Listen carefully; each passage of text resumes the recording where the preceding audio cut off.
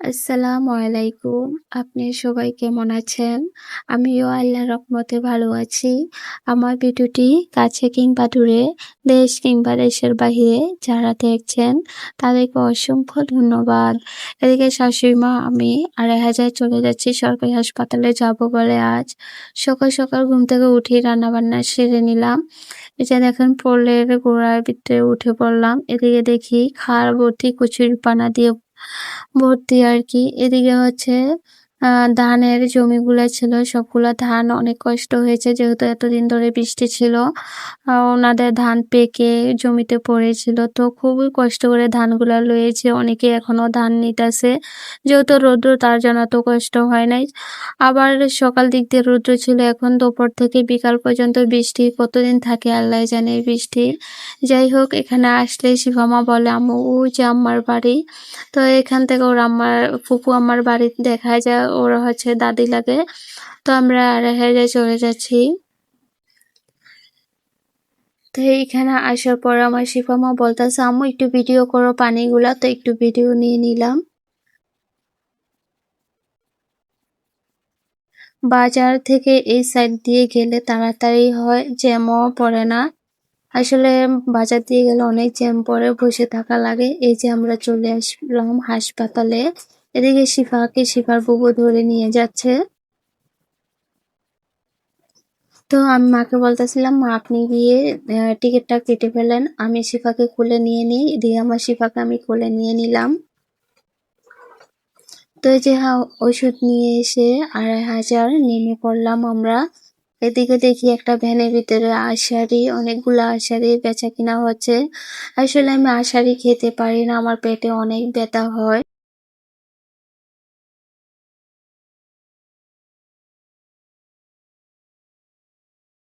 বাজারে গিয়ে দেখতে পেলাম সব সাইডে লিচু, আর লিচু চারপাশে। আমার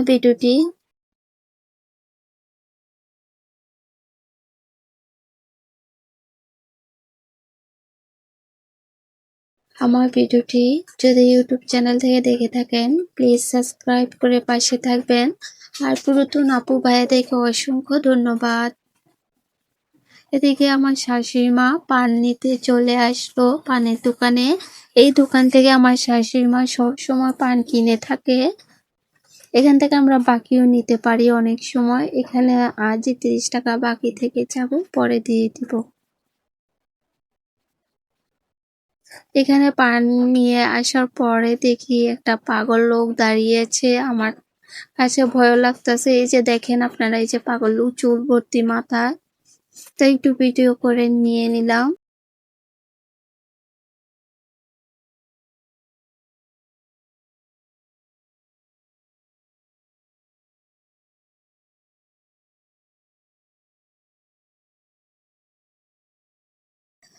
এদিকে অনেকদিন ধরেই আমার শাশুড়িমার নাকের ফুলটা হারিয়ে গিয়েছে।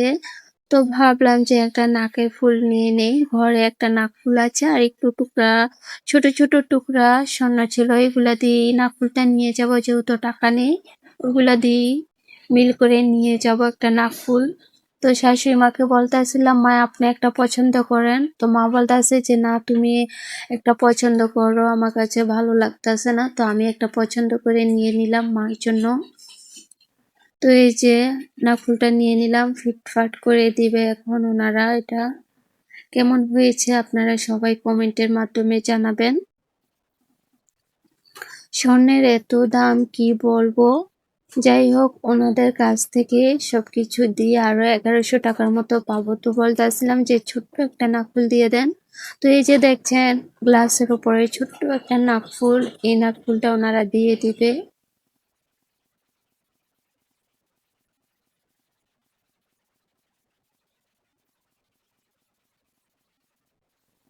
তো এদিকে নাকফুল কিনে এসে শিবা মার জন্য এখন পুরি কিনে নিব। শিবা মার নাকি অনেক ক্ষুধা লেগে গিয়েছে।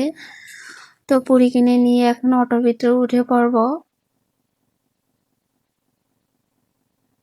এই যে আমার শাশুড়ি মা অটোর ভিতরে উঠে পড়লো শিফাকে নিয়ে। এই যে নাকফুলটা এখন মাকে পরাই দেওয়া হবে, আমার চাচি শাশুড়ি পরাই দিবে আর কি। চাচি শাশুড়িকে নিয়ে আসলাম ঘর থেকে নাকফুলটা পরাই দেওয়ার জন্য। আজকের ব্লগ ভিডিওটি আপনাদের কাছে কেমন লেগেছে সবাই কমেন্টের মাধ্যমে জানাবেন। আজকের ভিডিও এই পর্যন্তই। আল্লাহ হাফেজ।